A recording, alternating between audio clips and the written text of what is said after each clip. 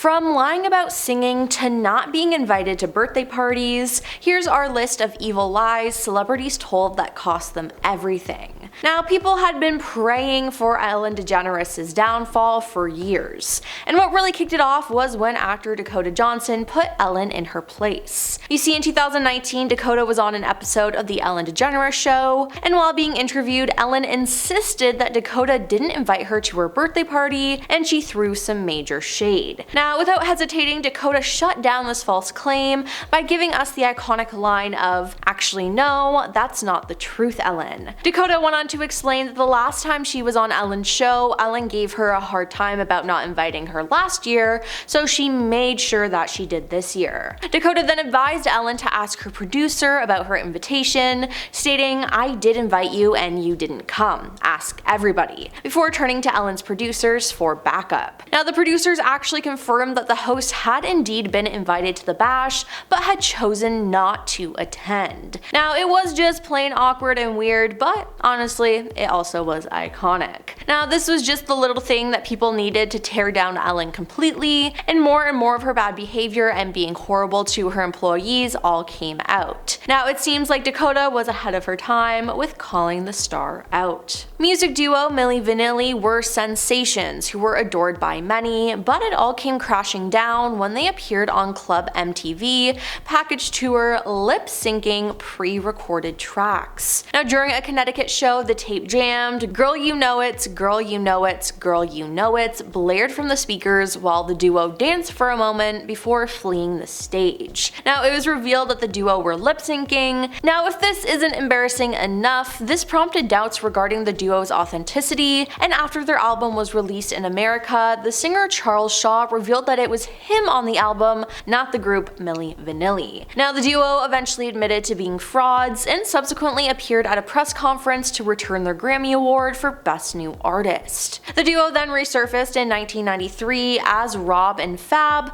with a self-titled album full of their real singing voices, but according to Milli Vanilli's Behind the Music, they only sold 2,000 copies. In a controversial Saturday Night Live performance on Halloween night 1981, punk band Fear performed. Now, they decided to bring a busload of fans with them, which they did not discuss with the producers. Now, when they performed, the band and its fans started to essentially destroy the stage. The broadcast was actually cut off before their last song, after one of the fans they brought screamed, "New York sucks" into the mic. The fans bust in also reportedly threw a pumpkin into the chest of SNL producer Dick Urbansall. Later, a report in the New York Post would go on to claim that the band Fear caused $200,000 worth of damage to the SNL studio that night, allegedly destroying the green room, a mini-cam camera, 2 viewers, and a viewing room. Members of the audience recalled how the performance became a total out-of-control free-for-all as fans jumped up and started slam-bang dancing, which was described as a new punk craze that involves dancing, biting, and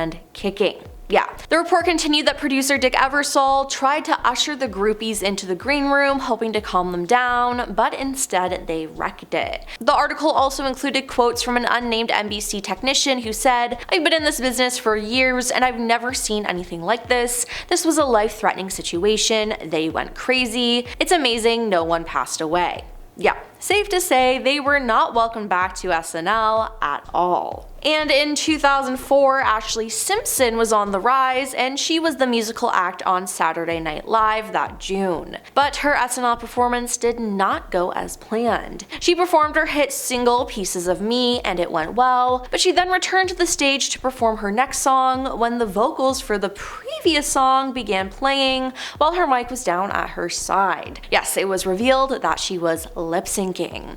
She then did an awkward jig on stage and later blamed the band during the closing credits. She said, "I feel so bad, my band started playing the wrong song. I didn't know what to do, so I thought I'd do a hoedown. I'm sorry, live TV." Now, it was just plain awkward, and her blaming her band was not the right move at all. Now, her career never recovered as she was booed at her Orange Bowl performance in 2005, and her next 2 albums failed. Now, if you're gonna lip sync, please learn to lip sync properly. Oprah had quite a controversy when it came to her book club and the author James Frey. Now back in the day, Oprah had a book club where she would promote a book on her show and usually have the author on for an interview. Now this would result in the book going on the best-selling list, and Oprah added James Frey's book A Million Little Pieces to the reading list, and in October 2005, James then appeared on the Oprah Winfrey Show to promote his book, which the talk show host had previously said she couldn't put down, calling it a gut-wrenching memoir that is raw and it's so real. Now, when James was promoting the books on talk shows or other media outlets, it was referred to as a memoir. But large parts of the stories were later found out to be exaggerated or fabricated, sparking a media controversy. Now, this was discovered after an investigation conducted by the Smoking Gun. They determined that James had actually fictionalized some of the story, so he was caught lying. And the fact that Oprah promoted it was not a good look at all. Now, controversy arose more after Oprah initially defended the book, but she later confronted James on her show in January 2006. Now, Oprah began the live program by telling him, "It is difficult for me to talk to you because I feel really duped, but more importantly, I feel that you betrayed millions of readers." James then admitted to Oprah that he had altered and embellished details of his story, including the fact that he had been in jail for just several hours, not 87 days, as stated in the book. Now, Oprah then also confronted the publisher of A Million Little Pieces, saying her staff had been contacted about possible inaccuracies in the book, only to be told that the publishing company stood by James's story as a work of non-fiction. Now, everyone was upset with James, and it left a lot of Oprah's viewers angry as they bought the book to support him. Now, it seems like Oprah is always at the scene of the crime,